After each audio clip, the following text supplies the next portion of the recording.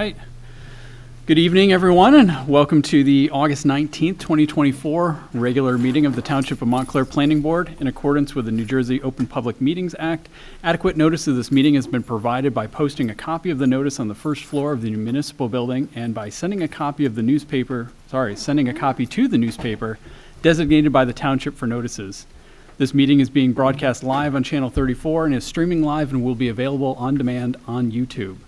This meeting is a quasi-judicial proceeding, meaning the board has powers and procedures resembling a court of law, and we're obligated to objectively determine facts and draw conclusions from them in order to provide the basis of an official action. Any questions or comments must be limited to the issues of what the board may legally consider in reaching a decision, and the decorum appropriate to a judicial hearing must be maintained at all times.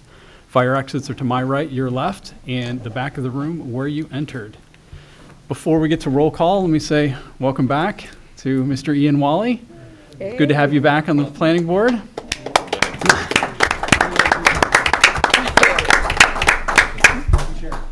Thank you. And then we also will have a new member, Pierre Falaise. Not sure if I'm pronouncing it right. Hopefully he will join us here shortly. And with that, roll call, please. Mayor Baskerville? Present. Mr. Gorbaugh? Present. Mayor Broda? I'm here. Mr. Campbell is Mr. Grant? Here. Mr. Ian Wally? Here. Councilor Lockman? Here. Mr. Falaise? Ms. Willis? Here. Mr. Jacobson? Here. And Mr. Neal? Here. All right. Next up, we have approval of the minutes from July 22nd. And I received several changes to the minutes from Chair Brodock. Are there any other changes? I believe Carmel had sent a note. Yeah, I have a Reg- question, right? Yeah, about, what kind of question about? I believe it was the exemption. The exemptions for church-owned property. On the minutes? Yeah, I wasn't sure that that's exactly what Mr. Tremulak said, and I don't think it's correct, actually. Sorry, Alan. So I did a little research, and it seems like vacant property that's owned by a church is not tax exempt. So in terms of the minutes, however, was that? Yeah, that's Was what that Mr. Tremulak's? That's it what was I'm his s- record. It was. I his- think that's what he actually said, Right. maybe in terms of the minutes, but I just thought I would bring that out there so that people understand that maybe you were not correct. Well, I just Yeah. clarify that. My client had made an inquiry with the tax assessor and was told that the property would remain tax exempt until it was either sold to another party or developed with the house. Whether that's true or not, I don't know. What I do know is we have a highly competent tax assessor. Yes. Who's going to make that determination. Right, and I got my information from him Yeah, as I well, saw so, what yeah. you Okay, put yeah, we'll down. work it out, I'm just, Yeah, I mean, whatever it is, it is. It really has no relevance to the application, and again. it was just, it was just a question that Sure. arose because of the Yeah, as situation. long as that, I was just repeating what I had been told. So for purposes of the minutes, they're. I think the minutes are correct. Okay. All right. Is there a motion to approve the minutes So as amended? moved. Who was that? Oh, Mayor okay. Baskerville, second. And Michael? The chair seconded. Oh, are you calling Either for a way. second, Chair? I wasn't sure who seconded, so. I believe it the was chair Keith. seconded, Okay. sure. All in favor? Aye. Opposed? Abstentions? Abstain. Okay, Sorry, put me down as abstain. Okay, 'cause you I watched were the not meeting, there. but I wasn't there. yeah. Is that 4 abstentions? Mr. Neiman, Ms. Willis, Mr. Ian Wally, Mr. Borshoff? Yep. Okay. All right, next is the resolution for 135 Valley Road.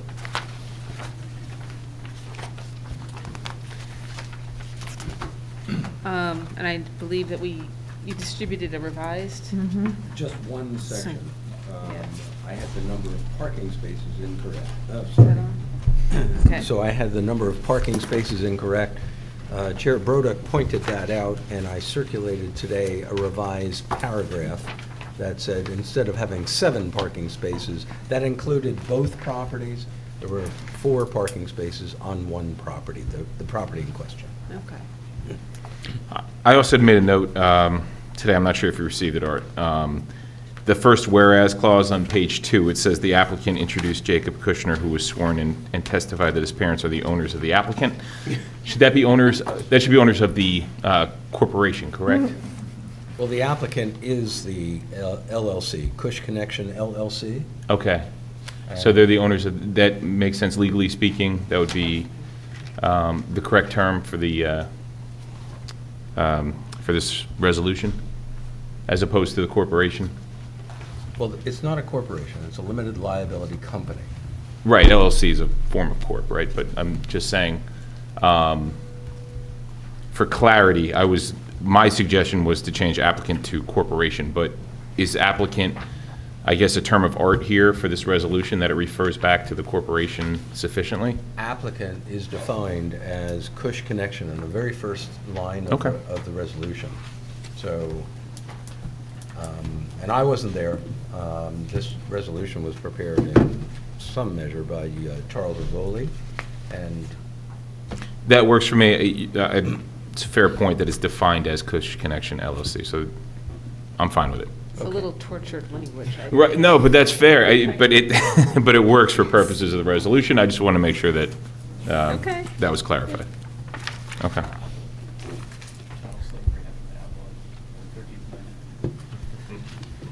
Is there a motion to approve the resolution? So moved. Second? All in favor? Aye. Opposed? No. Abstentions? Abstain. Okay. All right, next we have the resolution for 160. I'm sorry, Janice, I have to abstain too. I don't think I was there, sorry. Okay. Yeah. Resolution for 169 Cooper Ave. Did you make the motion, Carmel? I did. Sorry. Oh. But- We need to redo that then. Yeah, Might need to sorry. redo that. Yeah. But you don't have to abstain if you weren't there to vote on the resolution. So what do I do? Just- Oh, you had to physically be at the meeting, you can't. Well, I did That- not do that. Isn't that only for the minutes? No? Oh, okay. Any voting. Okay. Yeah, So just to yeah, remove all yes. doubt, why don't we just do a new? Yes, let's right? do that All over, right. please. Very Let's do it sorry. again. All right, The resolution for 133, 135 Valley Road. motion to approve as amended. Is there a second? Second. All in favor? Aye. Opposed? No. Opposed and abstentions? I think Yes, we're- the 3 of you, yes. okay. Okay, so we have three abstentions? Got it. Now, the resolution for 169 Cooper Avenue. Are there any changes to the resolution?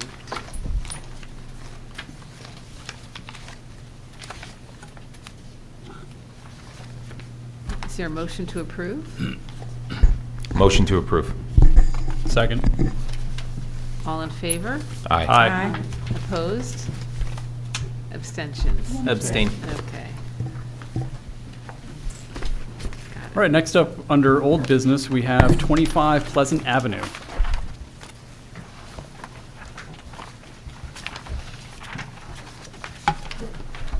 Good evening, Mr. Chair, members of the board. Alan Trembulac, appearing on behalf of Cynthia Paige.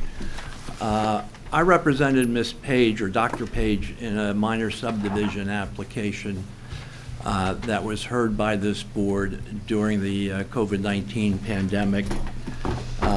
The application was to subdivide her property at 25 Pleasant Avenue. There was a minor C variance associated with the subdivision.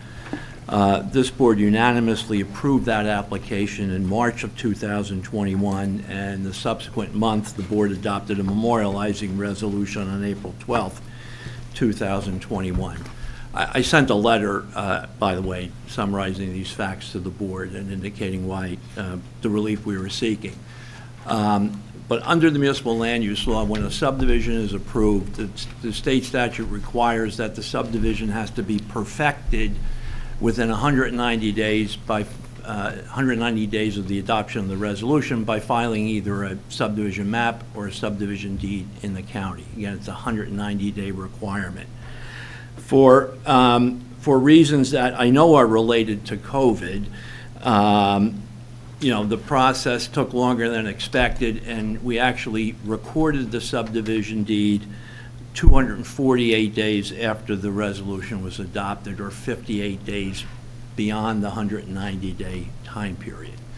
This was pointed out because my client is in the process of selling this property. I'm not representing her in the real estate transaction, but I was contacted because the buyer's title company had pointed out the fact that the deed was filed outside the 190-day requirement.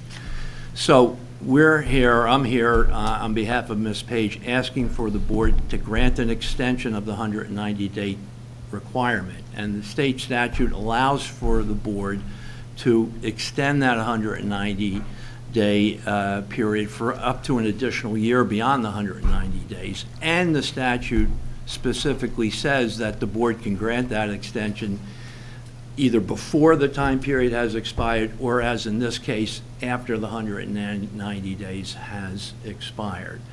So again, what I'm really asking for, I guess, would be like a 60-day extension. The deed was filed on December 16th, 2021. I would ask the board to grant an extension for 60 days, which would take it to December 18th, and that will resolve this problem. If the board didn't grant the extension, we'd have to come back and do it all over again. Is there nothing in the law extending it automatically during a state of emergency? The state enacted a Permanent Extension Act to deal with COVID, but it's very confusing because the literal reading of the statute says for any approval in effect as of March 9th, I think, 2020 or 2020. Well, this approval wasn't in effect, but the statute talks about the delays inherent, associated with COVID, and to avoid, additional expense for applicants who obtained approvals, and provided for a tolling period during COVID. It really should apply here, although the statute, again, is bewildering the way it's written. You could get an approval the day after the statute was enacted, and you wouldn't have any protection if the approval wasn't in effect on March 9th, 2020. For what it's worth, assuming we say yes to this, I would just as soon have the resolution or whatever we need reflect to avoid all doubt about whether it was extended automatically by virtue of the Permanent Extension Act. Because I'm surprised the title company is. Yeah, well, what I would hope is if the board approves the extension, then I don't need a formal resolution. I think a letter from Janice just confirming that the board granted this extension to, again, whatever date you choose, December 31st, December 20th, 2021. That's what I would need to satisfy the title company so that my client can complete the sale of the property. So. I just have a question, just to Sure. cross the Ts and dot the Is. There's no harm that happened in the meantime because of this? Everything's hunky-dory? There's no effect? change in the- Nothing? I don't yeah. believe Yeah. that there's any change in the zoning laws that would apply here that would, again, we needed a very minor variance because the existing house exceeded 65% of the lot width, but we weren't expanding the existing house, so the board really had no problem granting that variance and approving the subdivision. So. Yeah, sounds reasonable to me. Can I make a motion to? Absolutely. Sorry, Excuse me? Carol? That doesn't matter, we were saying the same thing, Oh, so that's fine. Okay. So I'll make a motion to approve we're calling it an extension, a 60-day extension of the resolution great. that was. 60 days out, that would be till December 18th, 2021? That's fine, as long as it's after December 16th. That would work perfectly. Yeah. And who? Second by Ms. Willis. Ms. Ms. Willis, okay. All in favor? Aye. Opposed? Abstentions? Okay. Thank you very much. Welcome. All right, next up, under new business, we have an affordable housing update. Okay. Hey, Janice, I just want to say, I sent you a whole lot of questions, and I don't expect you to answer them all today. If you do, you do, but I'm just, at some point, a written response to the questions would be helpful. Yes, okay? I'm working on a written Yeah, I response. just wanted to make sure that you know that. Okay.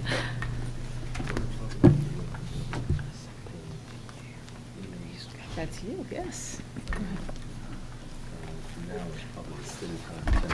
So, I know we have a couple of new board members.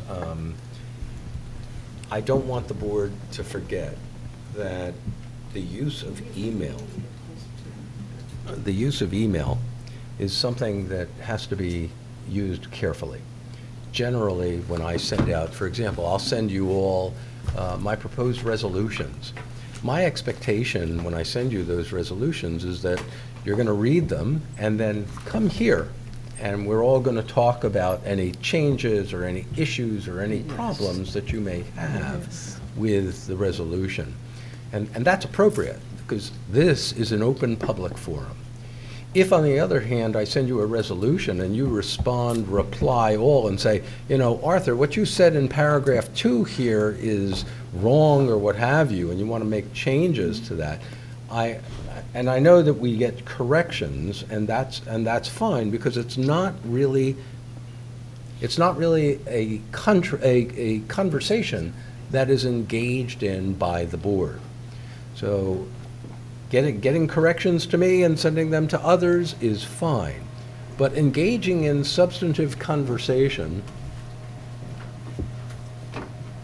Is that our newest board member? Yes, it is. Well, I I'm believe glad that's our he's newest here so board he member. can hear me. Had a little bit of a scheduling mistake there. So Welcome. I'll swear you in just a minute, Mr. Keats. I just want to finish the thought that I think we should all revisit our bylaws, because some people took a lot of time to review the bylaws, and especially the parts about exchanging emails, and Yes. that's still a no-no. And I'm not accusing anyone, I'm just saying that we all need to understand sending reply all is something that should not generally be done. In fact, it shouldn't be done in the vast majority of cases. So, again, just want to alert Just by you way of, folks. because it constitutes essentially a meeting. I mean, we are discussing among Correct. ourselves in a non-public way that violates the Open Public Meetings Act. That's That's correct. Open up our personal emails to the Open Public Meetings Act now. There's a couple of things. There's that a can couple happen. of negative consequences that Right. one would wish to avoid. Yes. Right.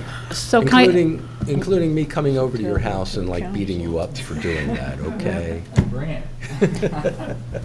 so He was- as an Our attorney example- was kidding, for the record. That was not an accurate statement. He was. kidding all the time. So just to be perfectly clear, so the questions that I sent to everybody, was that a no-no? I'm afraid so. Okay, yeah, no, just please, you Yeah. can If- say so. If, for example, you had forwarded those questions solely to Janice. Yes, I get it, That, that's Yes. fine, because it's not, as Jeff says, it's not an open public meeting at Yeah, that point. so that's a good example for everybody. Don't do what I did. Okay? Yeah, generally what happens, if you have any questions, send them to me, and then I can distribute them to the board Yes. in advance of a discussion here at the board meeting. So you can submit written comments, but the distribution is through myself, so that you have everything you need to discuss here. And just by way of further explanation, if Arthur were to submit a resolution and you wanted to ask a question of Arthur, you can send an email, one member to Arthur, and Arthur To will me, decide, right. whether it's appropriate to answer that question one-on-one, or whether he would answer that question at a meeting. Arthur is versed in the law and will, but what he's encouraging us, strongly advising us, entreating us, imploring us not to do is reply all to each other about board business, because it would have the negative consequences that he would like us to avoid. Me too. I appreciate that and very much am aware of it. I just have a question. So is it okay, because I truly appreciate your questions and the things that you put. It was helpful to me also. So if Ms. Lockman, Councilor Lockman, wishes to do so, can she make copies and present them to us at the meeting so At the that we can meeting itself? benefit from them? Absolutely. Yes, because I just find them so helpful. And I do understand the laws. We're still getting adjusted to it. Many people, even on the council now, are doing things that, probably violate some of the email laws. But while I appreciate that, I want to encourage you to continue to share, because I think they're very helpful. And thank you. As long as it's here at the meeting. This is an open public forum. Right. Okay, so for those of you who went through this presentation at the council, this is going to be a repeat. We have a lot of new members to the planning board here, and a lot of members who were not involved the last time the township worked on a housing element and fair share plan, which was in 2008 and 2009.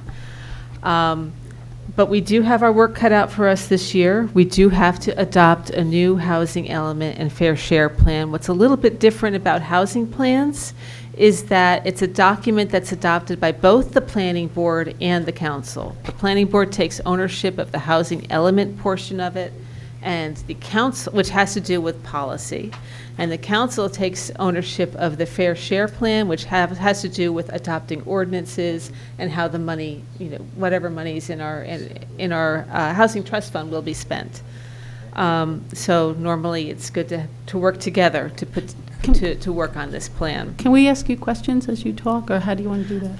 If you could let me go through the Okay. presentation, and then I'll answer the questions at the end, because I might answer your question in the presentation. So, just a little overview. New Jersey has taken been a leader in requiring affordable housing to be developed in the nation of New Jersey, in the nation. It started in the 1970s through, of course, litigation in Mount Laurel. And in 1975, the Supreme Court, known as the Mount Laurel I decision, outlawed exclusionary zoning.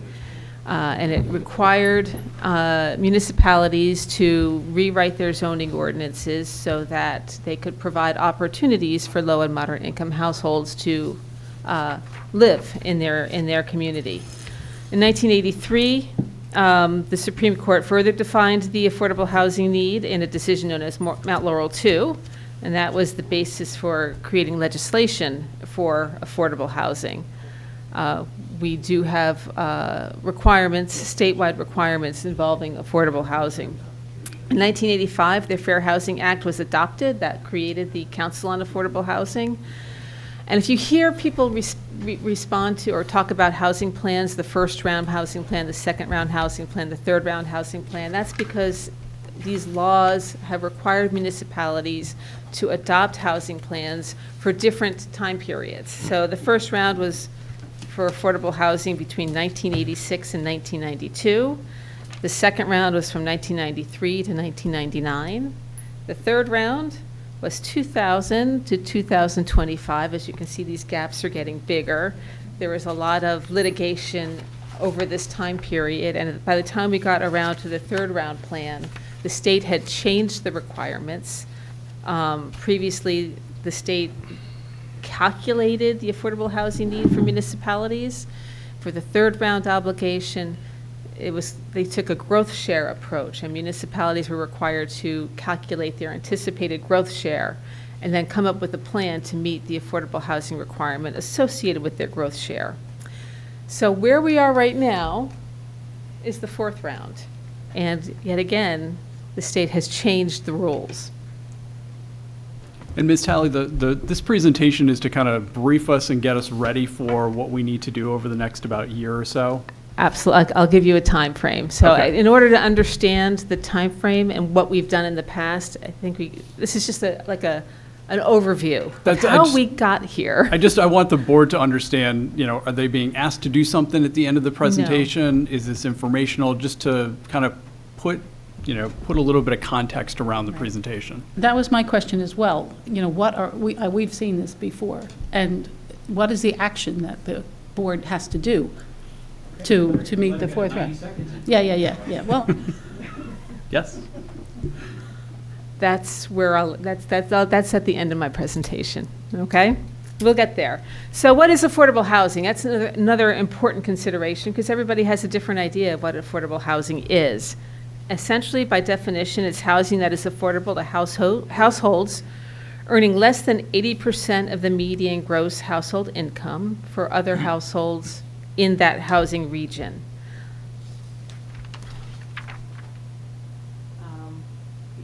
You have to include, when you craft your housing plan, you have to address the housing need for different levels of household income. There's very low income households, and those are households that earn less than 13%. Less than 30%. I'm sorry, 30%. I need to magnify my notes. Less than 30% of the median gross income for your area, your housing region. And at least 13% of the affordable units that you create must be set aside for very low income households. Then low income households are those households that earn between 30% and 50% of the area median income. And 50% of your affordable units must be a combined very low income and low income. And then the rest of your affordable housing units are for moderate income households, and no more than 50% of your units can be for moderate income households, and those are defined as households that earn between 50 and 80% of area median income. So what is that? We are in Housing Region 2, and Housing Region 2 includes Essex, Morris, Union, and Warren. And as you can see on this table, household incomes, eligible households in this region have incomes that range between a low of $27,177 for a very low income one-person household to a high of $120,098 for a moderate income six-person household. So there's a range. All right, and that gives you the range. Those numbers are updated every year, so those are in effect for 2024.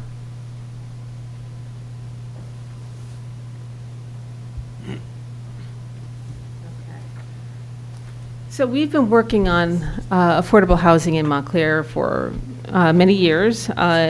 We adopted our first housing element and fair share plan in 1987 for the first round obligation. In 1997, we adopted a housing element and fair share plan for the second round obligation. In 2004, we adopted a housing, I don't know if adoption is the correct word. The township approved an affordable housing strategy. They hired a consultant to come up with an affordable housing strategy. This was separate from the state requirements, and this affordable housing strategy indicated that we had an affordable housing need of 3,800 units, and it set up a protocol for creating the Housing Commission. So out of this, we ended up with the Housing Commission, and it provided the background for our first inclusionary zoning ordinance, which was adopted in 2004. In 2008/2009, we adopted our third round housing element and fair share plan, and we are one of the very few municipalities in New Jersey that actually got that plan certified by the Council on Affordable Housing before the Council on Affordable Housing was virtually disbanded.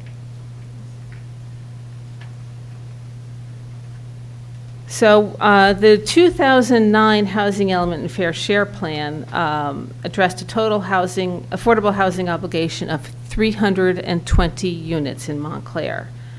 It included a rehabilitation component. Well, I should first say, municipalities have an affordable housing obligation that's comprised of three components. Your rehabilitation component, which is the number of deficient housing units that are occupied by low and moderate income households. There's the prior round obligation. That's your affordable housing obligation from previous years that you have not met. And then there's what's called prospective need. That's your anticipated affordable housing obligation, typically based on anticipated growth and need for affordable housing in the state. So in our 2009 plan, we had a rehabilitation component of 148 units, a prior round obligation of 0, because we had met our prior round requirements, and a growth share obligation of 162 units. James, you used the word deficient. What do you mean? Excuse me? You used the word deficient a minute ago. You went to rehabilitation component? Yeah, and I don't have the definition of deficient units. I know they the state calculates that number in the past. So it's deficient number of units, not deficient housing? It's deficient housing. Oh.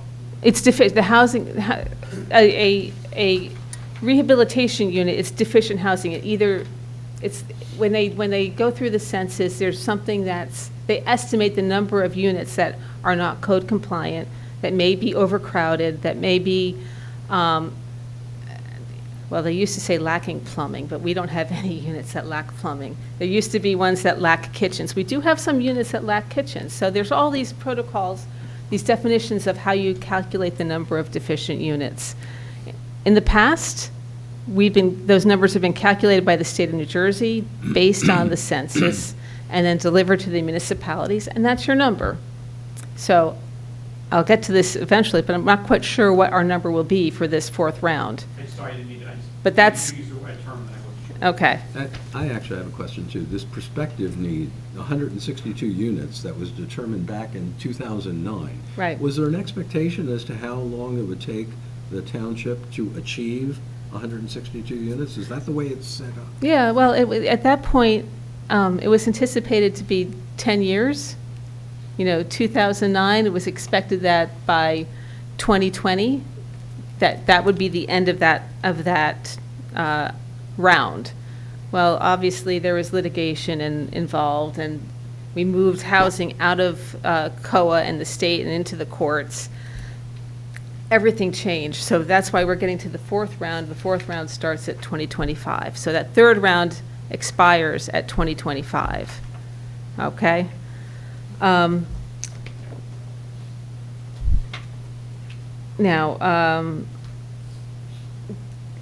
this is where we are in terms of what have we done to accomplish affordable housing over all of these various iterations of our housing plan.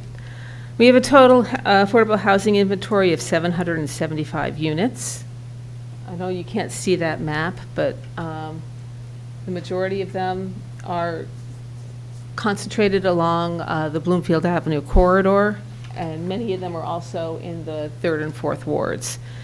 And I have the numbers here, which I'll give you. We have and I'll go into how these units were achieved in my next slides. But just overall, of those 775 affordable units, 582 units, which is over 75% of our inventory, are in the 4th ward. 170 are in the 3rd ward, 22 are in the 2nd ward, and we have 2 in the 1st ward, just to give you an idea. And I know it's always been a concern of the township that we haven't been able to distribute these more fairly throughout the township.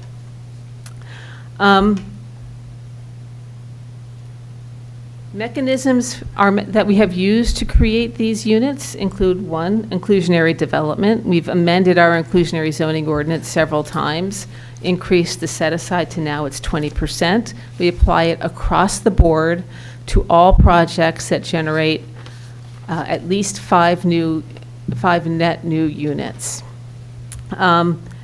This is just inclusionary development outside of redevelopment, so the numbers aren't that high.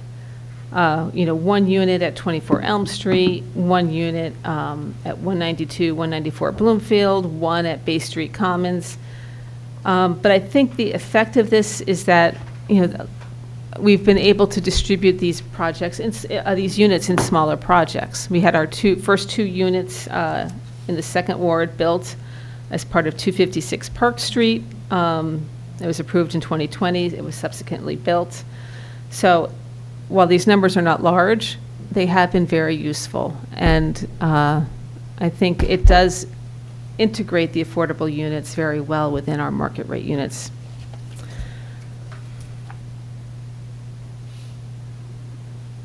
By far, the largest number of affordable units have been created through redevelopment, as you can see in this table. Our set-asides depend upon the redevelopment plan. Some redevelopment plans have a set-aside of 10%. Some of them have a set-aside of 20%. But overall, and this includes projects that have been built, projects that are under construction, and we also include projects that are zoned for, that are part of a redevelopment plan. Because that's, when we do a housing plan, we have to include projects that are planned or proposed as well. So we have a total of 155 affordable units created through these various redevelopment projects. And as I didn't mention this, but one of the defining characteristics of affordable housing is that these units have deed restrictions. Most of them do. And we have to carefully calculate when these deed restrictions expire, because in order to get credit for the affordable units, those units have to be in effect through the housing period. So we carefully track the expiration dates of these units. And you can see what those expiration dates are right here.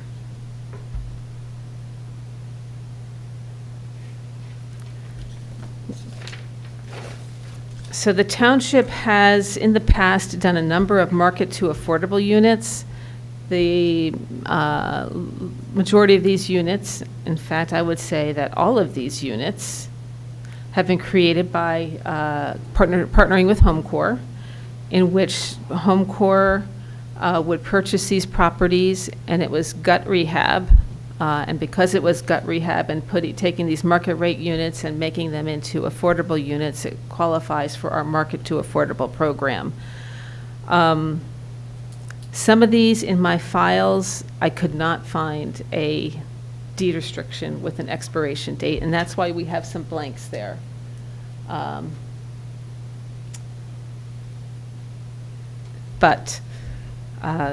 Anyway, this is the summary over. It probably started with the second round housing element, because most of these were created prior to my time here, as part of the second round housing element and fair share plan, and not part of the third round housing element and fair share plan. And this shows a total of 44 units. What I have not included here, and I like to call it gets very confusing. I used to call it COA accounting. There's quite a few units that were created under market to affordable, whose deed restrictions expired. So I moved them out of this category and moved them into another category, which I call extensions of affordability controls. So I'll get to that.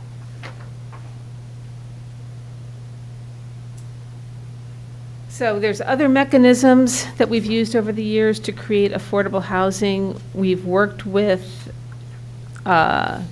we've done a couple of 100% affordable projects. One of those was this Talbot Street project, where we worked with HomeCore to create 6 affordable for-sale units. 14 Miller Street I put in here because this is a building that we acquired from HomeCore. It had no deed restrictions. HomeCore was trying to sell it for market at market value. We purchased it and are in the process of finding a partner to work with us to rehabilitate those 3 units fully and make it a 100% affordable project at this time. I'm sorry, Janet, which ones did you say? The second one, this is 14 Miller, under 100% affordable. Okay. Prior cycle credits, these were projects that were funded through various federal funding programs, the Union Gardens, the 2 Matthew Carter projects. They are 100% affordable, but as the restrictions are based on the original funding and the way these projects were set up. They don't expire, so that's why the expiration date is empty there. In fact, I spoke today to our tax assessor, George, and said, I can find about this issue, because he confirmed, he said with me, that if it has a deed restriction, I changed the assessed value to reflect the reduced income based on the deed restriction. But he said, but prior to my time, these projects were put in place without deed restrictions, and I have to rely on what was done in the past. So the next category here is extension of affordability controls. There were quite a few units whose affordability controls expired after 2010. And the township made a conscious effort to extend the affordability controls of those units. If they were for sale units under the affordable housing regulations, depending on when the unit was put in place, we have the right of first refusal when somebody wants to sell it. We've purchased those units, rehabbed those units, and then sold them and renewed the affordability restrictions. Other units, we initiated a voluntary extension of controls program, where we would provide $15,000 to owners of units whose affordability restrictions were going to expire. That those funds were used to make improvements in those units, and we had quite a few applicants participate in that.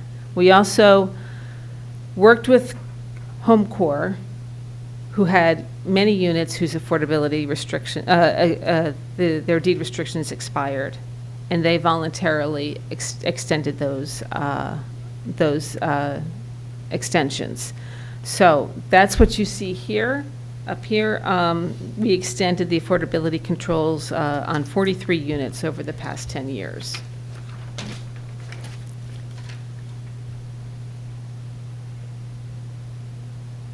Other components of our affordable housing program, we have 4 projects that are limited to senior housing.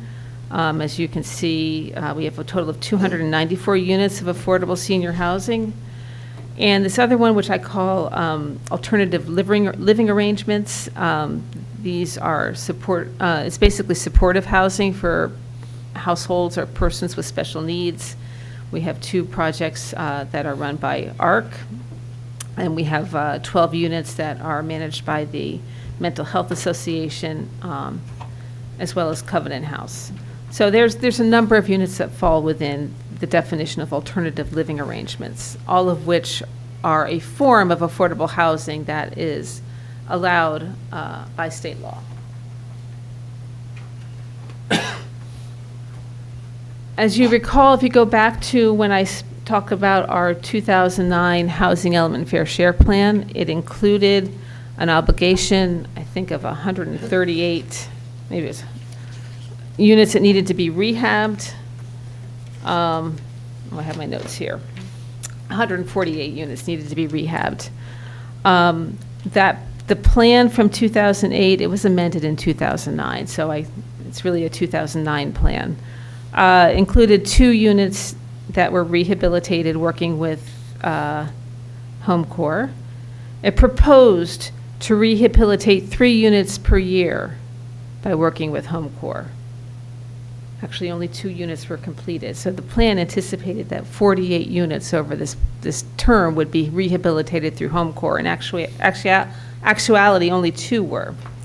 It anticipated that we would rehabilitate 80 units through participation in the Essex County Home Improvement Program. Less than 10 have been completed since then. And our 2009 plan included a township-based rehabilitation program with the expectation that we would rehabilitate 20 units through this new program.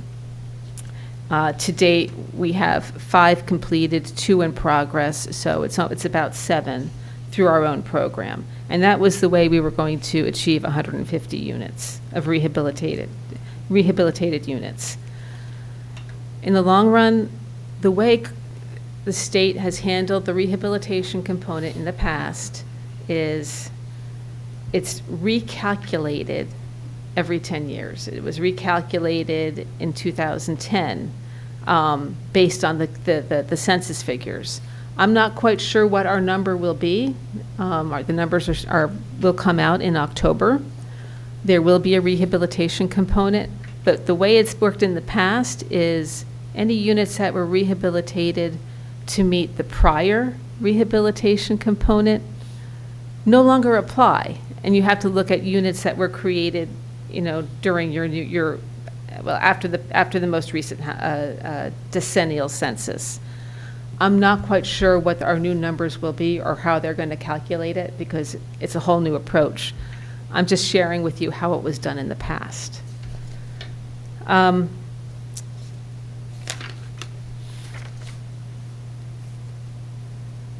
We have a housing trust fund that we created back when we did our first housing element fair share plan. It authorized us to collect development fees, which we've collected, I think, since 2002, and use those funds to fund a lot of these programs that I just mentioned. So we've collected almost $4 million since 2002. We adopted a spending plan in 2009 to use those funds. It was amended in 2012, and it was amended in 2018. Essentially, what the spending plan is, shows you how you intend to spend these funds. It includes for administration of your affordable housing program. It includes a mandatory affordability assistance program, which what we do is we offer first-time homebuyers assistance and rental assistance, and that addresses the requirement to provide affordability assistance to residents. We allocated funds to a market to affordable program. Again, we've partnered with HomeCore on those market to affordable initiatives. We allocated funds for an extension of controls program, a home improvement program. And you can see up there how the monies have been spent. Just to tell you, when we talk about administration of affordable housing, those funds are used to do income qualification of households that are on our waiting list and applying to get into our affordable units. We do have an administrative agent that administers all of the units that were created directly through our inclusionary zoning ordinance or our zoning or our redevelopment plans or one of our other programs. A lot of these units, if they're created from separate funding sources, they have their own administrative requirements. They administer them themselves, like the senior units. They administer their programs by themselves, separately from us, because that was set in place through a separate funding mechanism that predated our affordable housing program. And HomeCore, their units, they administer their units themselves as well. But anyway, administrative funds are used for income qualifications, monitoring the turnover of sale and rental units, preserving existing affordable housing, compliance with monitoring requirements, ensuring that the documents are, the required documents, including the very important deed restrictions, are in place and recorded. So, in March of this year, Governor Murphy signed a new law with a whole new framework on how affordable housing will function for the fourth round obligation. The law finally abolishes the Council on Affordable Housing. The Council on Affordable Housing hasn't really been active probably since 2012, but now it's officially abolished. And it establishes a new methodology for calculating regional and municipal affordable housing obligations and providing updates on affordability controls, trust fund regulations, and enhanced reporting. In fact, I just got an email today that they're finally going to roll out their new database for reporting your affordable units and how your trust fund monies are expended. The previous program had not been touched since 2009. So if you can imagine a database program that goes back to 2009, it's very unwieldy. So. And what are the key changes in these new regulations? The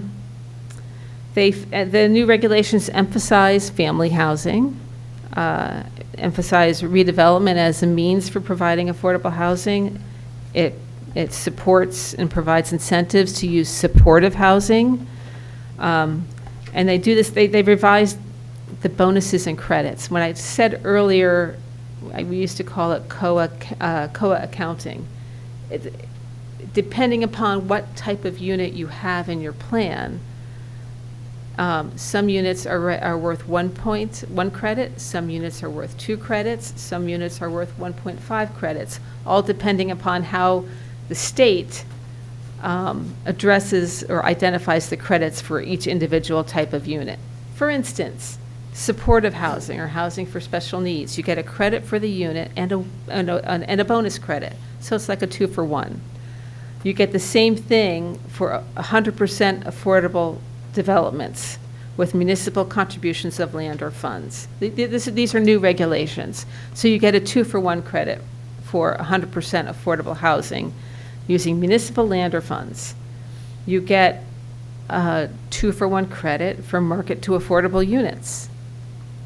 You get a 1/2 bonus, this is a 1.5 credit, for units that are created for through nonprofit partnerships for sale units, transit-oriented development, redevelop, and don't ask me any questions because I pulled this from the regulations. I don't have a lot of answers. This is what will come when we get more information. But 1.5 credits for age-restricted units, 3-bedroom units beyond the minimum required, et cetera. And these new regulations revise the affordability controls and updates the Uniform Housing Affordability Controls, the UHAC regulations, which dictate how these units are created and maintained and distributed. We rely on those when we say that the units have to be, that the affordable units have to be compatible and similar to the market rate units. All of that is in the UHAC requirements, which are going to be revised. They have not been yet. And the affordability controls have changed. Right now, the new the new regulations require a 40-year control for rental units, 30-year controls for sales units, and 30 years for extensions of affordability controls. And that has to do with the deed restrictions. When you put a deed restriction, you have a term for it. That term is the affordability control. So now, why am I presenting this to you right now in August of 2024? Because there's a time frame associated with this for all municipalities. DCA is required to produce our numbers on October 20th of this year. Municipalities are required to adopt a binding resolution accepting those numbers on January 21st of 2025, which it's like right around the corner in terms of, working with boards, planning boards and council members. If you want to challenge your number, you have until February 28th, 2025. Municipalities are required to file an adopted housing element and fair share plan by June 30th of 2025. That, in addition, you also have to have your spending plan. And all ordinances that are identified in your fair share plan must be adopted by March 15th, 2026. So that's why I think the timing is important. That's why last month I did my presentation to the council, so that the council would be aware that this is a priority for this year. For you too, it's a priority for this year. I want to point out a couple things.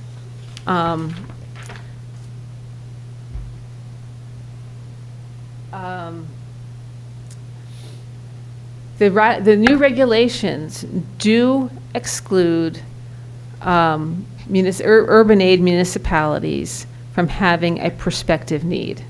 Montclair was identified as an urban aid municipality in 2024. So I anticipate that our prospective need will be 0.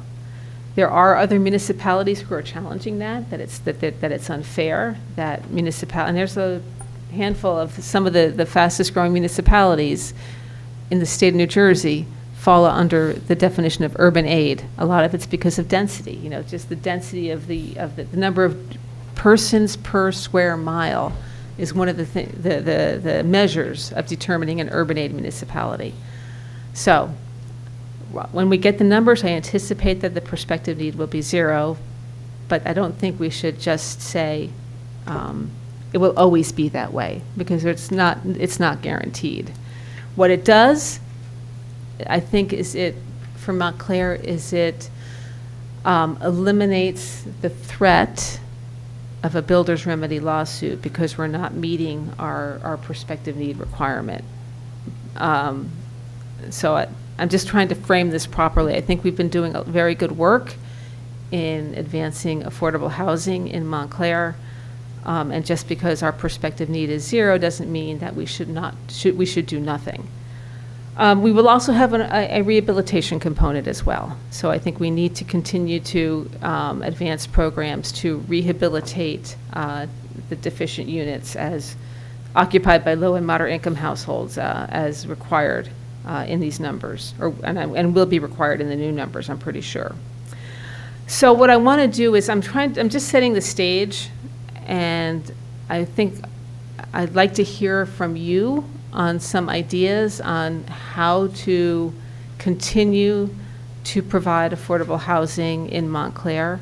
I think the days of the large redevelopment projects are probably over. Once Lackawanna Plaza is done, I don't anticipate any additional large redevelopment plans coming before the township, unless the council tells me something differently. But I'm also looking for other ideas. I mean, we have adopted an ADU ordinance. In the state budget, the governor set aside funds for a pilot program for municipalities to use ADUs to meet an affordable housing obligation. I haven't seen any of the details, but that's something we could certainly look into, is expanding our ADU to perhaps making that part of our program. We talked about working with faith-based organizations. We have a lot of properties in Montclair owned by faith-based organizations that are spread throughout the township. Many of them have come to me to talk about what to do with their excess buildings. And one of the things we talked about is, rather than selling them or using them for single-family homes, which we've seen on some of these properties, perhaps considering using those facilities and adapting them for affordable housing. So that's something we can look into, and a lot of municipalities are working with faith-based organizations to provide affordable housing. And there are a couple of township-owned properties that were identified in our previous housing element and fair share plan that were not developed for affordable housing. I think that those could still be on the table for consideration. But essentially what I'd like to do is start a conversation and hear what the council members and the planning board members would like to see in terms of providing affordable housing in Montclair as we move ahead. And I can't hear you, Tony. I was just wondering, are you starting the conversation now, or I was just No, going to I make a don't. comment? You know what? Because we don't have the numbers. I'm actually, whatever ideas you have, maybe I anticipate that we can have planning board meetings with roundtable sessions where people come up with ideas. We can do it through the subcommittees. Honestly, I don't have any pending applications right now before the planning board. So we've got time that we can work on this. I've got a question about the rehabilitation share. Yep. The projects that are done with that, once the units are rehabilitated, they then have some sort of deed restriction on them? 10 years. 10 years, okay. Yes, because it's a loan. Yeah. It's a forgivable loan after 10 years. If they sell it before that, then they have to pay back a prorated share of the loan. Once the 10 years is up, then the deed restriction expires. And then of the rehabilitation share of 148, how many of those did Montclair satisfy the obligation under, when you do all the math at the end? 2, 4.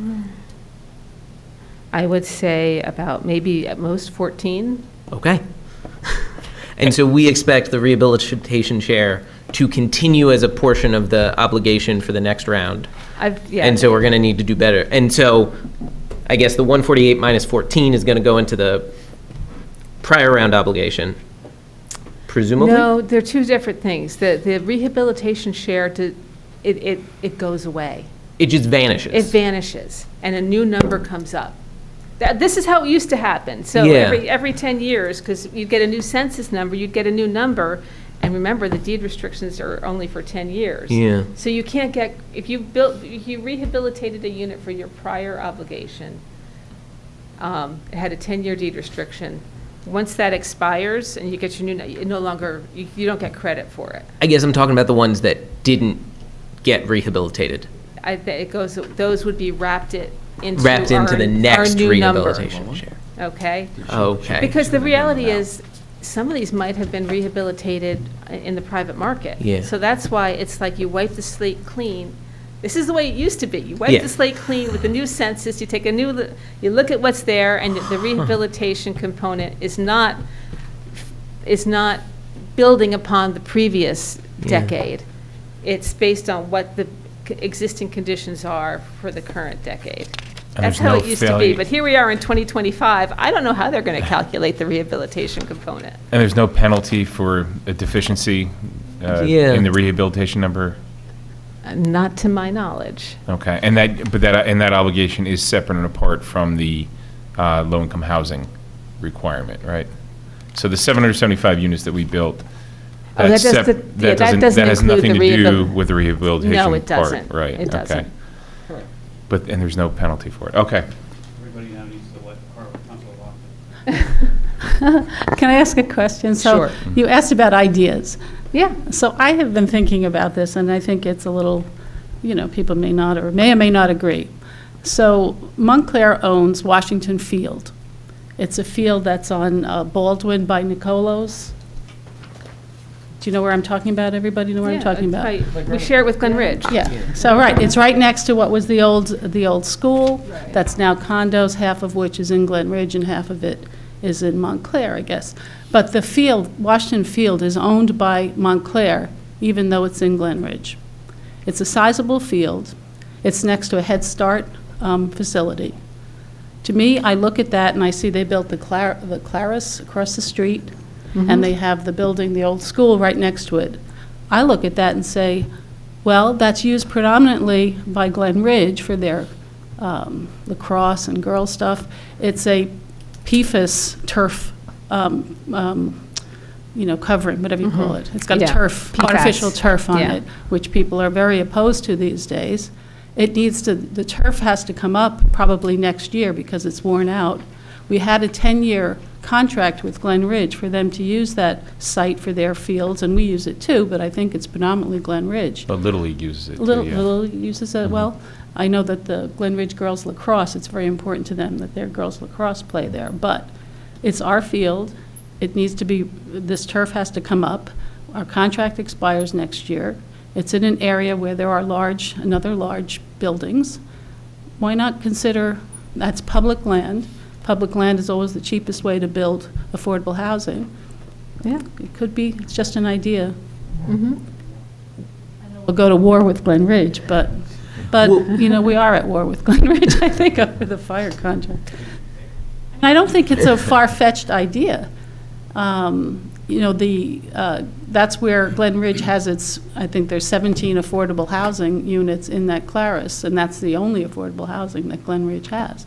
Right. So it's just, something to think about. You asked for ideas, and I've been thinking about that. I think that this is the time to come up with ideas so that we can vet them as we work on our plan. I have So, a sneaking suspicion that would not count toward our own allocation. Why? That was going to be my question. why wouldn't it count towards our allocation? Because it ain't on our town. If it's in Glen Ridge, Wait, But it's property we own. oh, It's in the township of Glen Ridge, but it's Doesn't- property we own. Doesn't matter. Well, maybe we could work out a deal with Glen Ridge. We could count towards their, count, and we could get something for that. I don't know, whatever. I'm just throwing it out there. The state loves that kind of creativity, not really. It doesn't, well, let's That- figure that- out how we can do something, not you know, how we Yeah. can't. I mean, it's a wonderful way to build affordable housing. I just don't know that it just may not be something that counts to Montclair's credit if we need the credit, but Janice says we may not need the credit anyway. So I'm just pointing out that when something is within the borders of Glen Ridge, it will probably count to their allocation, not And we should probably figure out which other rec teams play there, because I know there would be pushback from the Little League. I wonder what other groups in Yeah, that's true, but in I feel Montclair like play there, you know? the kids in Montclair, there's an awful lot of emphasis on what they do in their fields. We just saw that with Woodman Field. Here we have people sleeping in boxes, you know, and we can't address some affordable housing needs so that people aren't evicted and have to sleep in boxes. So I'm trying to balance what. Well, that's what I was You know, about to yeah, say too. I think yeah. there should be a balance to figure out. You don't Yeah. want people obviously sleeping on the streets, but perhaps, you know, something that's heavily used by our, you know, recreation department and rec leagues. Maybe we could find. Maybe there could be a way to do it. Maybe it doesn't make sense there. I would like to know more information. Rooftop baseball Yeah. field. Janice? Yeah. In the instances where in the redevelopment projects, certain number of units become affordable, do we have any data or information about the extent to which the units actually were built at an affordable price versus the units being subsidized by the market-based renters and owners in the building? All right, so you're talking about construction costs? I will confess that I'm not sure what I'm asking, because I think you'll know the terminology better than Yeah. I will. But the point is that there's essentially three ways of doing affordable housing. You can build it in a way that you can then turn it around and sell it, and it's affordable all the way around. We can subsidize it through the Housing Trust Fund and other ways, or it's a big building and we just sort of say, okay, a certain number of units have to be sold or rented at a lower rent, and then, but it's costs the same amount to construct, and that money is then passed along to the others in the building. And I'm just wondering if we know, particularly in the large buildings, how much of that is being shunted to the other residents. Yeah, we don't get the information in terms of the construction costs. I could possibly try and talk to the tax assessor, because he's the one who probably looks at the costs more closely. I ask only because I Yeah. think that it's in terms of the political decision that gets made, and I don't know how much of that is going to be us and how much of that is going to be the political entity, but we're doing a lot of really good things in Montclair that are decisions that are being made with nonprofits that are doing this for the reasons, and we're making good decisions about taxpayer money, which are in the hands of the council. Right. But that last piece of it, Right, where we sort of say, okay, thou shalt, right. but we're not giving them any money, and they've got to come up with it somewhere, and it's being passed along to the other residents of the building. That's a piece of it that I think it would be beneficial to the extent we know, and we may not know. It would be useful to know how much of that is going on, because that's the piece of it that I'm sort of least comfortable with from a public policy standpoint. Right. Do you think that the rents and any sales price of units are driven by the market? More Well, so than perhaps shunting the extra cost from affordable units over to the market rate units? Well, I mean, I've seen it when we've had these things come up where we've looked at projects where there have been more than 5 units in the building, and we've seen what the affordable unit is, and Janice has commented quite appropriately under the law. It can't be, it can't be smaller, it can't have fewer amenities, It can't have this, it can't have that.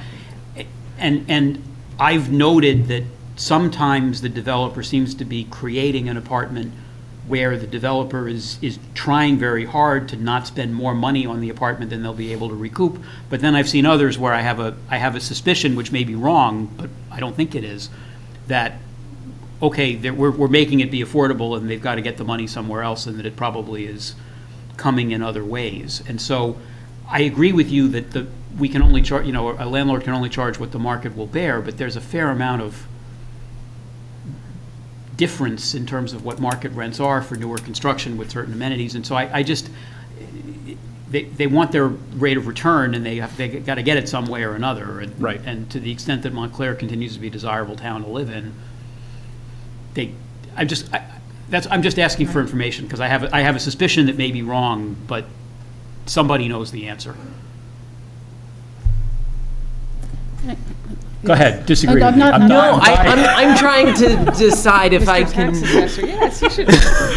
Like, I guess, are you asking what share of units are affordably built versus just affordable by virtue of the fact that the other units in the property are subsidizing them because? Yes. Yeah, I mean, if they have to be built to the same relative standard, they're going to be the same relative cost of construction. Like, the finishes are not what make it expensive to build something. Yeah. But that's why my And suspicion is so, what it is. I mean, yeah, in practice, anything like an inclusionary zoning ordinance is saying that the market rate units are going to need to subsidize the affordable unit. And so rents presumably are going to increase comparably to the extent that the market will bear that, right? And so inclusionary zoning works to some extent because there is too much market demand, and so the market rents are able to subsidize that more affordable unit. If you had a situation where there was housing abundance and market rents could not sustain subsidizing that affordable unit, inclusionary zoning would become more difficult to see the effectiveness of, because Believe it or not, Yeah. I agree with every word you said. I didn't think you weren't going to, actually, yeah. I want us to have that Yeah. exact discussion because I think that that's the piece of it where we're not making decisions about taxpayer dollars, Yeah. we're not Right. making decisions about the Housing Trust Fund, we're basically saying, okay, by virtue of doing this, we are essentially requiring other residents in the building to subsidize it, and that may be wonderful public policy, but I think we need to do it Yeah. honestly and out in the open. Yeah, and I think similar issues come up when you're talking about, I think pilots are a component of that, right? Because Sure. the financial mechanisms by which the share of the public burden is borne by redevelopment projects, a pilot can change the financial considerations of a project, and so you can build more affordable units if you have a different tax structure. And that's not a value judgment, that's just, it's all accounting, and And I the think money when has we to come do from that- somewhere. And I think when Yeah. we do the pilots, I think this discussion comes out, because I Yeah. think we've got to justify what the pilot is and what the benefits Yeah. that the develop. So all I'm suggesting is that it would be useful, to the extent that that information is available, the developers may want to share it. May be wrong. Yeah. They may be. To your point about, I mean, the market rate in an apartment is the market rate. There isn't a situation where there's a subsidy because it's almost like buying airline tickets. What is charged for an apartment is a function solely of what else is in the market at the same time. Yeah. Where renters are looking. It's not as if the developer can price in a premium just in their building to subsidize something, because they're beholden to what the market bears, because that tenant will just walk to wherever else will go. The one thing that is a variable, the pilot's a variable.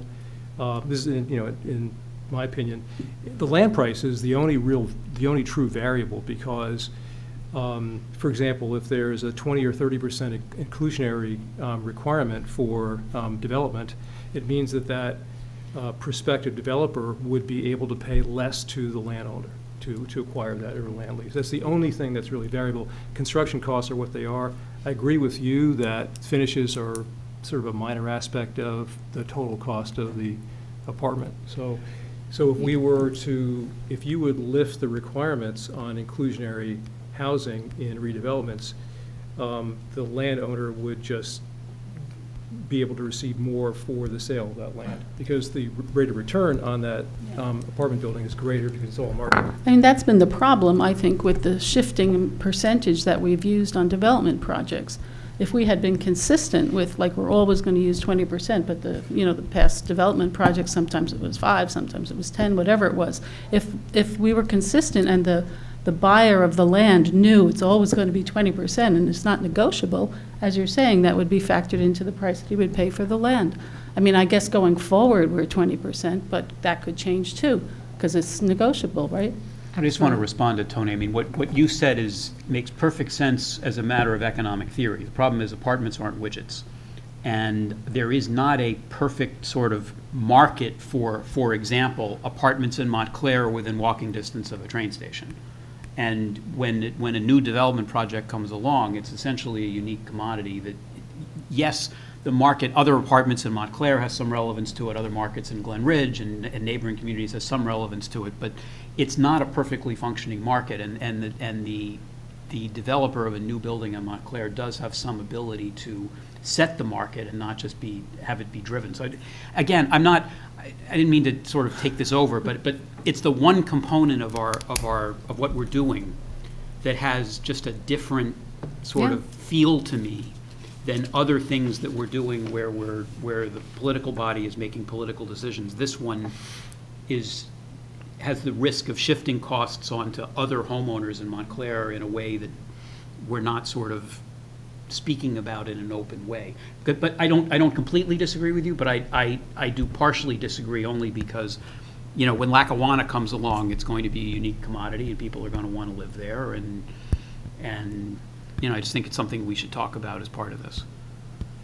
And can I ask, in conjunction with that, maybe Jacob, so when you have affordable units, there's a cost to the taxpayer for that as well, right? Because the building is not assessed the market units are assessed higher, they pay a higher tax premium than the affordable units would. So therefore, the taxpayer subsidizes that amount. I'm going to speak in generalities to say that assessments for commercial properties, when they're outside of the redevelopment process, are generally set via the income approach. Mm-hmm. And the income approach says, basically, however much money you're making from the property, that much is how you're going to be assessed.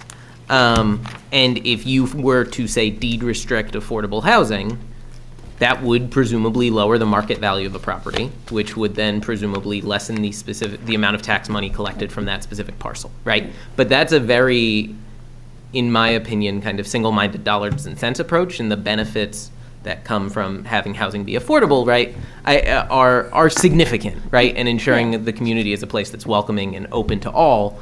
And it's just like the Township Affordable Trust Fund is going to pay to rehab some units, right? Like there's a cost to taxpayers there as well.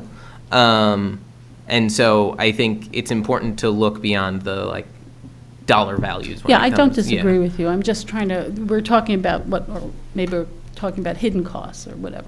So to me, that's kind of a cost that needs to come out in the open as well. We get less tax revenue when we have affordable units in a building. And an unmet affordable housing an unmet need for housing also bears significant cost, whether it comes from social service costs or police costs or fire costs, whatever it may be, EMS, healthcare.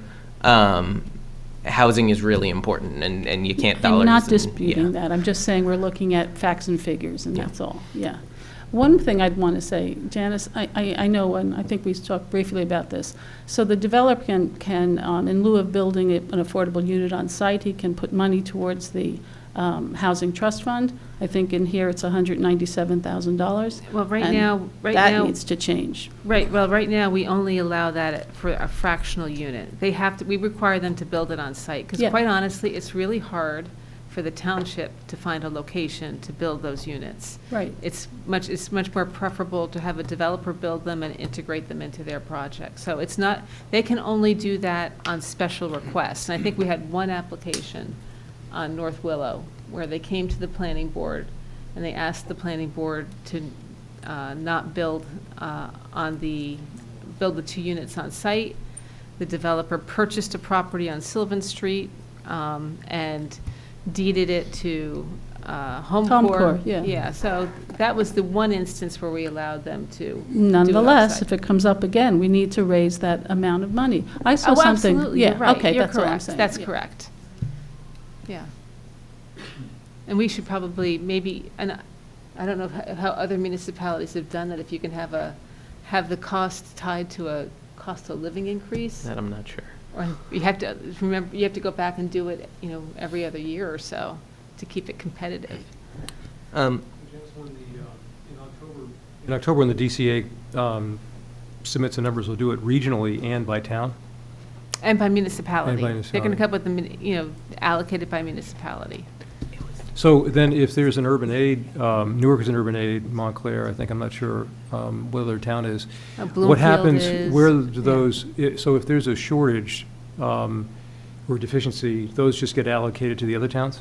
That's why some of the other municipalities are contesting it, because it shifts it to other municipalities who may not have the infrastructure to support it. So, I mean, I can understand it. We benefit because we don't have a pressure to create a certain number of units with the threat of a builder's remedy lawsuit hanging over our heads, so, but yeah. Janice, you mentioned ADUs. Do we have any statistics on how many ADU units have availed themselves of how many? No, 4. 4? Four. Oh, wow. We've got 4.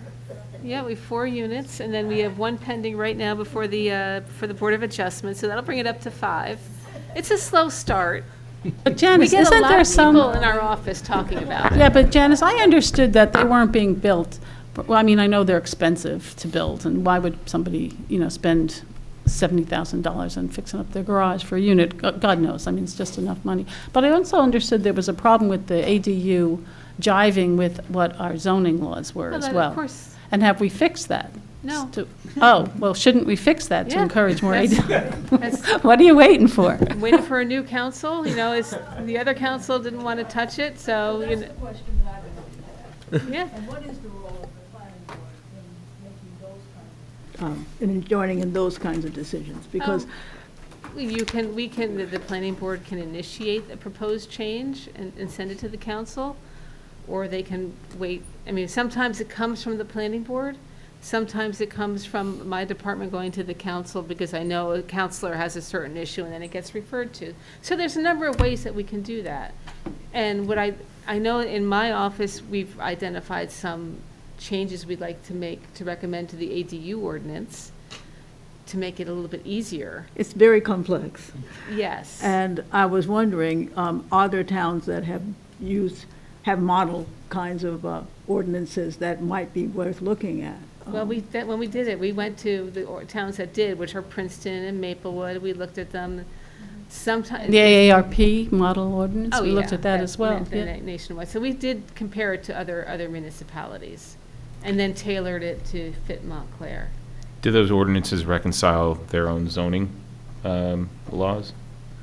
Well, I don't really know the answer to that. So I think that's my question. Is there some kind of model, I guess, resolution that we can? I think what we need to Look do, at. because it's very unique to Montclair, and I think the biggest issue we have is, and some of it's policy, okay? For instance, we get a lot of requests to build a dwelling unit, ADU, above a garage. That's a policy issue, because the maximum height for an accessory structure is 15 feet, because we want to maintain privacy for the neighbors. Do we want to amend that section of the ADU? Perhaps we can limit where the windows can be, so that the neighbors will maintain their privacy. We can do that. The other issue is, we have a maximum dimension for an accessory structure, I think, of any line of 24 feet. That really prohibits the ability for some of these ADUs. So I think we need to increase that to something more reasonable, maybe 30 feet. And that way, if you do the calculations, you can get the 900 feet, 30 by 30, or it's actually 800 feet. But anyway, those are the kinds of changes that I think would be So the that the planning- low-hanging fruit. The planning board will have a role in the design of, or the requirements You- for constructing an ADU. There will be a chance for a voice. You can take the lead. redevelopment plan and all of that. that Yeah, we have absolutely, but like I pretty said, much if in fait the accompli. zoning subcommittee wants to meet and talk about this, I'm willing to work with the zoning subcommittee and have this discussion, absolutely. Which is Ms. Willis and Mr. Neiman. There we go. And there's a vacancy, And any other volunteer, because there Yeah. is a there is a vacancy. vacancy. Oh, Tony. I think Tony was there and you And I left, was looking at right? Mr. Ian Wally All as right, a okay. former Welcome member. back if you're. We'll get you in slowly. So Janice, I have another question. So, I mean, it's just kind of hearsay, but We have a housing trust fund, $1.7 million, if I saw that correctly. Yeah. Is that correct? Yeah. Is there a time frame for when we have to spend that Yeah. money, or else it reverts to the Yeah. state? And when is that? 4 years. Oh, 4 years from now. Well, no, it's a rolling, Oh, a rolling It's a 4 years rolling. from when? From when the money is I mean, this is the way it was set up. From when the money is deposited, you have 4 years to spend it. Now, we've been pretty good about spending our money. There's a lot of municipalities who did nothing. So what the state did is they went after municipalities who did not spend their money and just took it. They've never come after us because, we've been pretty good about spending it. Okay, thank you. Is this an annual P&L here with the 1.8 million in expenses that you have for the housing trust funds that are spent? Which, Or is this, you see this table 11? let me get my, Is that what we're spending annually, or is that, no, this is 20 years, okay. yeah. But the point is, Janice, of the 4 million in the fund, you're saying the monies that go in are spent within 4 years, right? We try to do that, yes. Okay. Yes, and there's never been a threat of anybody taking our money because generally we've been pretty happy that we've been spending our money. So Janice, another question. Oh, sorry. Go Yeah. ahead. Yes. Mayor? Yes, thank you. This is sort of a compound question, but since we were sidetracking and talking about ADUs for a minute, I want to know, is there any indication in your mind that people are sitting around waiting to do ADUs? They're just waiting for adequate zoning changes? I don't think that there are. But to that question, the second part of that will be, since we already know that the Housing Commission has several times raised the concern about changing the zoning in the RO zones and some of the R1 areas to further accommodate and expand upon the opportunities for people to have affordable housing in Ward 1, Ward 2, and other neighborhoods, why would we now have the Planning Board subcommittee spend time on some zoning for ADUs that I don't believe we have, and you're going to correct me if I'm wrong, we have people standing around saying, oh boy, if they could just get that zoning straight, I'd get an ADU up, versus attacking something that we already know that the Housing Commission and many people for years now have been addressing, and we keep trying to not address it, or I shouldn't say trying to, because that assumes that that's a deliberate action. I'm not sure yet that it's deliberate, but we have not yet addressed it. That's a better way to put it. I think they both are merited. I think we do need to change the ADU ordinance. I think that there are a lot of people who come to our office to explore it. When it comes to, sometimes they don't do it because because of our zoning limitations, but honestly, a lot of them because it's expensive. Right. And interest rates are high. And when they come down, as I anticipate that they will, I think we'll get a lot more applications for ADUs. So that's the reality of that. But you're absolutely correct. And should we take a look at our existing zoning districts? Where are there opportunities to make changes to the zoning districts to provide for affordable housing? Are there areas where you have large houses where we could allow them to be converted to multifamily housing units if they're 100% affordable? I don't know. That's something, or even if they're partially affordable, but that's something that we can certainly talk about. So the same way that we realize that the ADUs, that they can begin the work here, would that work, could that work begin here, or what would be the most expeditious way to do that, especially while the interest rates are high and we're not thinking people are just coming in droves? And perhaps if you would do me the favor of keeping a list of people that come in and say, I'm here to do an ADU, oh boy, if you could just change the zoning, I would like to see that.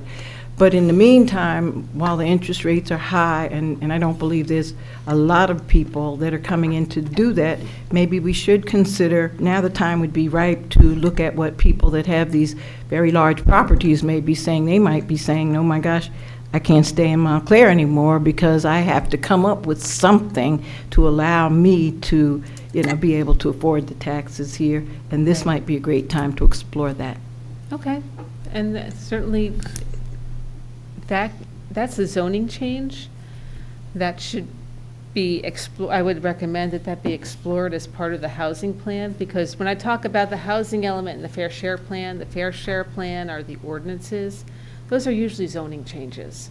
So Okay, so this, we couldn't do within that the with our context of the housing plan, we could certainly look into that as a possible solution. And that's why when I said tonight, what are your ideas? You know, what direction do you want to go in? So let's explore them. And we can do this through subcommittee or through the entire, we'll have to see, because right now, like I said, our agendas are very light. I think It may change. Councilor Lockman and Yes. then Yeah. Mr. Neiman. Oh, okay, I have another question. So, recently we saw there's about, was it 5.5 acres where Undercliff and Lloyd Road meet, and the owner is putting in a development plan for, I think, 10 houses. You have. Well, it's Is 8, it 10? yeah. 8, oh, excuse me. And you have Lackawanna Plaza, for example, which has 8 acres, and there's going to be 300 units. Why wasn't it considered that 5 acres, something more than 8 houses could be built on it? Is that something, I mean, that I guess you meet with the guy beforehand and give him some direction. Well, See- we weren't looking for, we weren't looking to put, we weren't looking for new sites for affordable housing, because we weren't addressing an affordable housing plan. But we're always looking But that for it. It doesn't, not application- because it just meets a number, we're in, I think, I'm That sorry. application's been filed, but it's incomplete. It's filed, it's incomplete, yes. Are we able to speak about it here? I have to leave. Yeah, Yeah, you're absolutely right. All right. It's, because it's a pending application. yeah. Let's hold off on that one. No, we shouldn't talk about that application. Since there's an application that's been filed, we shouldn't talk Okay, about I'm it sorry. without proper notice and Yep. having a public hearing on it. Thank you. Okay. You got Mr. Neiman. Oh, Well, I'd actually. Just one Councilor more Lockman- question, then I'll be quiet. Okay? So in October, you have to give numbers to the DCA? No, the They- DCA will, what have you been giving them so that they know? I've what given are- them nothing. So how do they, how can they come up with a They tell number for us us? they tell us what our number is. Just from looking at census information? They know well, I nothing don't know, about the whatever their- town or what's going on? They Oh, my have God. they do their calculations. Okay, all right, They thank have, you. they hired their I believe the legislation references an opinion by Justice Mary Jacobson, Judge Mary Jacobson, who developed a formula that was used in an early case on this, and so I believe the state will be using that, but I'm not an attorney, and so I'm. That's what the Yeah, law, yeah. that's what the law says. So they will hire a consultant to do those calculations, because it's not something that you can do just on the back of an envelope, and then they will be Yeah. distributed by October 20th. But we've seen how, like, they've given us numbers in the past, and they don't seem to jive with what we actually do. So it's like a shell game almost. You know, you've talked about numbers that we were given for the 10-year, whatever round it was, and we only built or restored or whatever, 10% of the number that they gave us. So what does it all mean? That's a good What does life question. all about? I mean, because there was a lot of litigation involved in the gross share approach.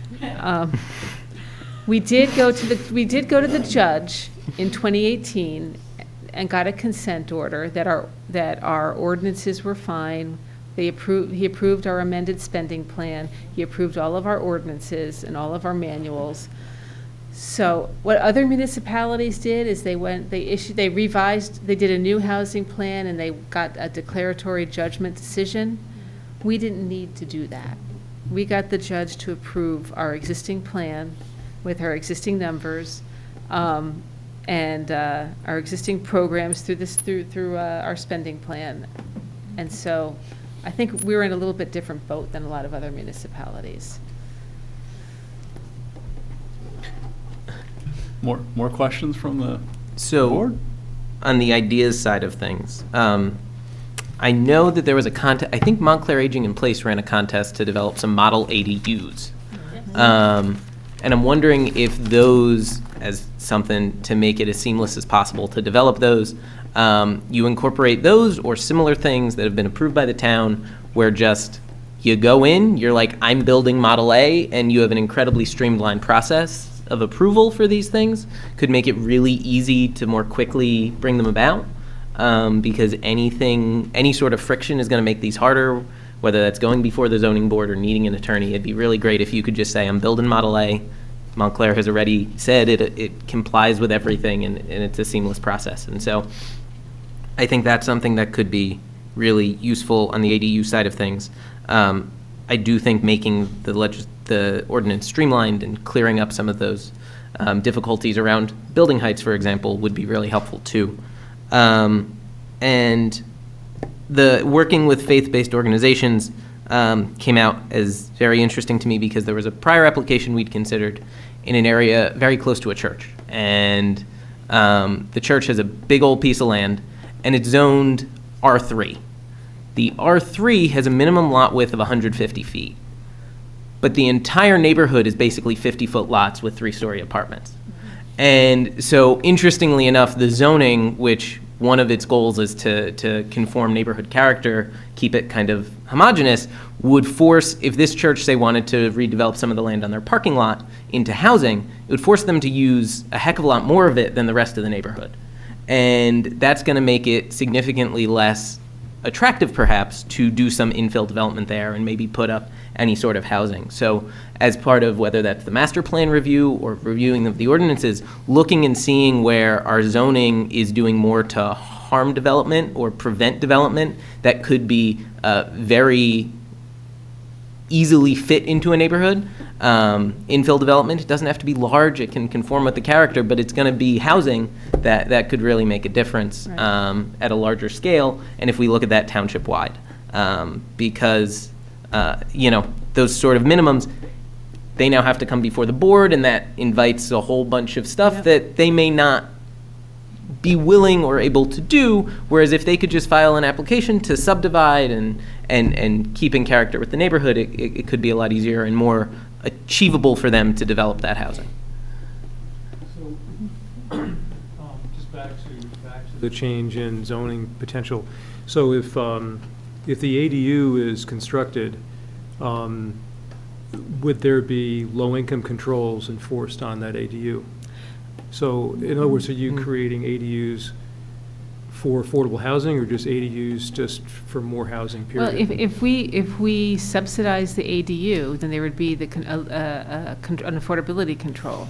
You subsidize it? Yeah, only if we subsidize it. Yeah, Otherwise, okay. they can, if we're not subsidizing it, then, Okay. if So, we're not 'cause I'm paying for it. Just wondering what so the ADUs may not be a solution to affordable housing if they don't have any sort of income requirement.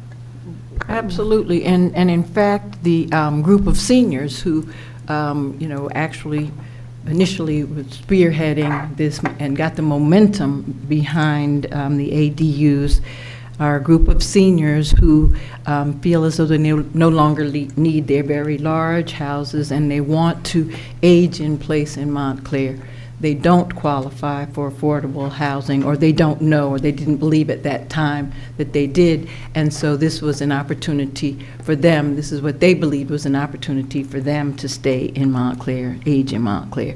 But you're absolutely right. It's not necessarily, and in fact, it was necessarily written for people that did not think that they were going to qualify, although I like the fact that we are now looking at it as possibly a way, but that's not what it was for. Yeah, I would argue that any additional housing is going to help on that affordability side and making more units available. And so while it doesn't meet that statutory need perhaps for affordable housing, more housing options, especially as I believe we discussed as a board, or at least in one of the subcommittees on the master plan reviews, having more modest dwellings can kind of fit a niche of starter homes or smaller family homes that could make a difference and just make it more achievable and affordable to live in Montclair, even if it's not meeting that statutory requirement or hitting that very low income number. Right. Though obviously that obligation remains and is important as well.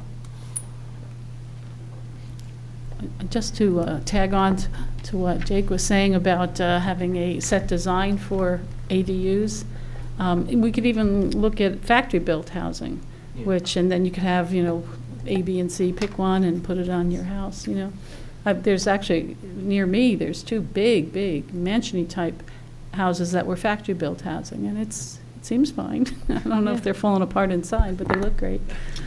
Sears homes are famous. All right. That's all I have. Okay. Thank you, everyone, for good discussion there. Let me welcome our newly sworn member, Mr. Falaise. Thank you for joining us. And sorry for the scheduling snafu on location and everything, but glad you made it over. No problem, no problem. Okay. You know, I look forward to serving with all you guys. Thank you. Great. Do we have any committee reports? I don't have any committee reports. Although I think if I heard correctly, Mr. Ian Wally did volunteer to join the zoning subcommittee. He did indeed. Yeah, okay. We'll just give you all your old jobs back. So I think we can fill that empty spot with Mr. Ian Wally. I think that's great. Okay. Oh, okay, good. And then, Mr. Neese, are there any updates on litigation that we can share publicly? Yes. As Chair Brodock and Vice Chair Graham know, you will recall that there are 2 lawsuits involving Lackawanna Plaza. In the first case, this board was sued for reasons that escaped the hell out of me, but we were sued nonetheless. And as a result, I brought a motion to dismiss the lawsuit against this board. That was sort of held in abeyance because there was a second lawsuit filed. And that lawsuit, we were not named in that lawsuit, but that lawsuit goes on. I was to argue the motion to dismiss 2 weeks or so ago, and I got a call from Rob Simon, who represents One Greenwood, behind which is Carrie Heller. And he asked me if I would consider adjourning the argument because, you know, there's the second lawsuit and he didn't really want to lose and, you know, whatever. And I agreed to do that, and he called me on the eve of the next argument to ask if I would be willing to withdraw, or at least to, withdraw the motion to dismiss because it wasn't going anywhere. There was nothing happening in the first lawsuit.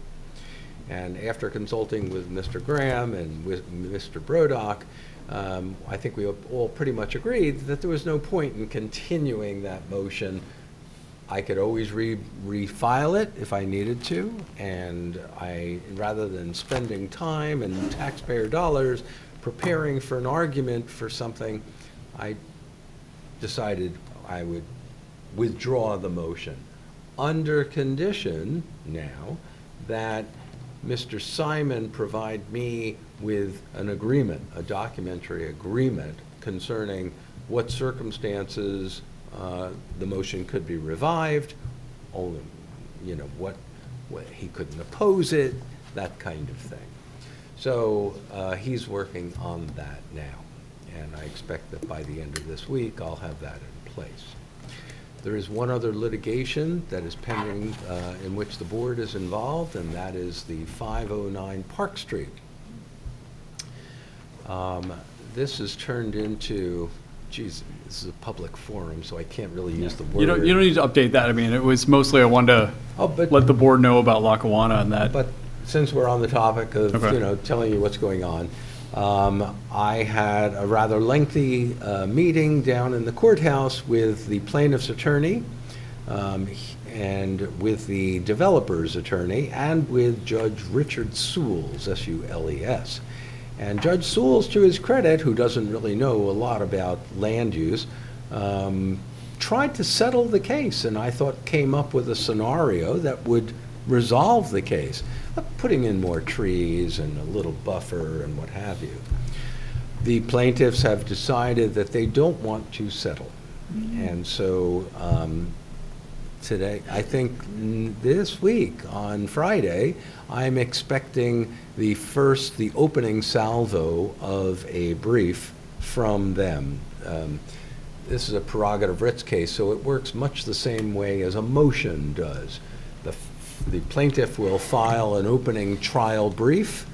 The defendants will file their briefs in opposition, and then the plaintiff has an opportunity to reply, and then the case is tried on those papers and the transcript before this board, before the Superior Court judge. So that's what's happening in that case. To the indemnification, Nope, I can that's, speak to that. So, yeah, just this week, it was finalized by the team that was working on it, and I sent it to Mr. Burr, our town attorney, for his review. I mentioned to him I'd like to get it on the council's calendar for September 10th, I hope, and we'll see what the council has to say, and we'll make the argument that it's needed for us and other volunteers. So, Arthur, did I send that to you? I'm not sure. Did you send it to me? Yeah, the I final called- one, the final? The final. Yeah, I will. I'm not sure. but Okay. I commented early on. Yes, in yes, it. yes, yeah. That's where that is.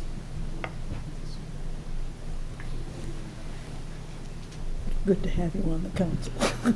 Been yes, sitting on the agreed. Hopefully your name will be mentioned. Okay, next, Yes. And having discussed all of this stuff with you, I'm hoping that the bills section of. yeah, I was I going know, to say, next I goes had through. bills, I don't know if there was anything else Ms. Talley had to I have brief us on. nothing no? else except for Okay. the bills. Bills? Bills. Motion to approve the bills. Second. All in favor? Aye. Opposed? Abstentions? Motion Okay. to adjourn. Second. Second. Aye. What did we- Aye. Opposed? Abstentions? Did you have another? Thank you, everyone.